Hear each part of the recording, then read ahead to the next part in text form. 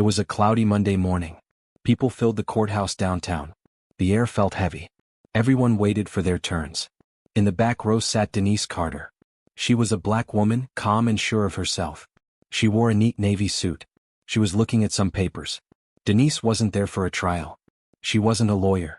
But she acted in a way that showed she was important. Anyone smart would see it. But Officer Bradley Walker wasn't smart in that way. Everyone knew him at the police station. He was arrogant and prejudiced. He had many complaints against him from people. He saw Denise. Right away he decided she didn't belong. Without asking anything he told her to get out of her seat. Denise was polite. She said she was there for work. But Bradley got angry. He suddenly kicked her chair leg.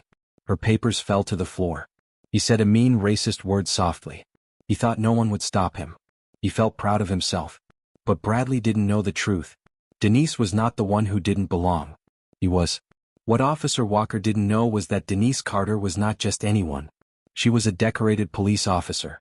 This means she was highly praised for her work. People knew her for fixing police stations that were bad. She helped people trust the police again. And on that very day she had just been named the new chief of police for Bradley's department. The news was supposed to come out later that afternoon. But Denise was smart. She was a good leader. She came early. She wore normal clothes. She wanted to watch how the officers acted when they thought no important person was looking. What she saw confirmed all the bad things she'd heard about Officer Bradley Walker. Denise didn't make a scene. She picked up her papers. She remembered what happened. She stayed calm. Denise wasn't there to win a small fight. She was about to win something much bigger.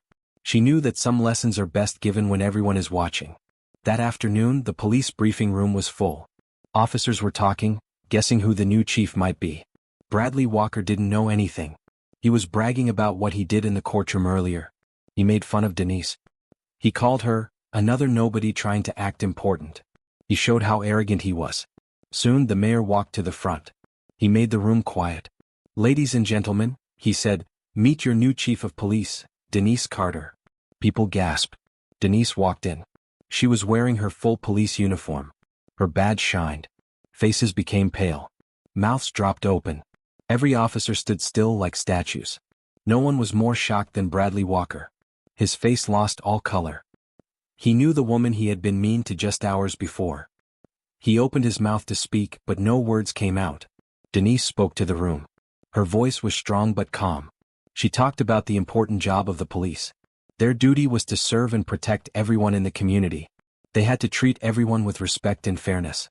Then, without stopping, she called Officer Bradley Walker to the front. The room got very still. The tension grew thick. Bradley stumbled forward. Sweat shined on his forehead.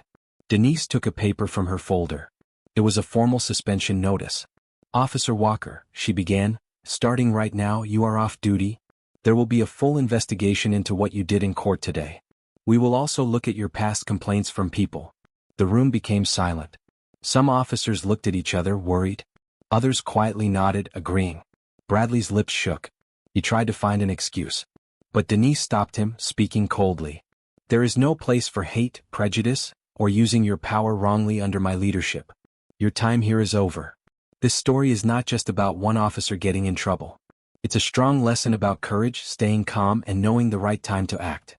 Denise Carter didn't just punish a hateful officer. She showed what a good leader is. She earned the respect of the whole city. Under her leadership, the police department changed. They started new training about ethics, doing what's right. They made stronger rules to hold officers accountable.